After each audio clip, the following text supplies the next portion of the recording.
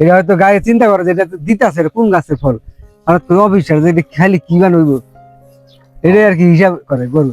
আসসালামু আলাইকুম দর্শক, আমি এখন আছি নেপিয়ার গাছ খেতে। আমার পাশে যে গাছগুলো দেখছেন এগুলো হচ্ছে নেপিয়ার গাছ। এখন গাছের যে ফুলগুলো আছে এগুলো কৃষক কেটে দিচ্ছে। এখন কি কারণে কেটে দিচ্ছে বা কেন কেটে দিচ্ছে, এগুলো কেটে দেওয়া কি জরুরি বা কি কারণে কেটে দেওয়া হচ্ছে, তা এখন তার কাছ থেকে জানবো। আসসালামু আলাইকুম। ওয়ালাইকুম সালাম। তুলা কাটতেছেন কেন?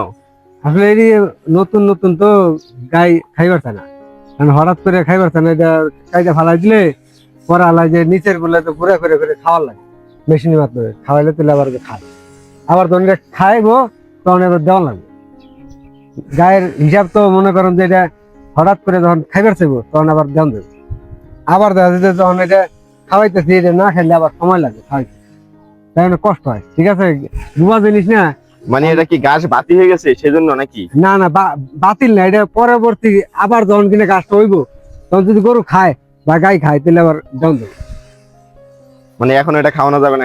না এখন তো খায় না, খায় না, না, তাই এটা বাদ দিয়ে দিলাম। এমনিতে এটা খাওয়াইলে গরুর কোনো ক্ষতি হয় বা? ক্ষতি বলতে এটা খায় না, মানে এটা আর দেওয়া যাবে না।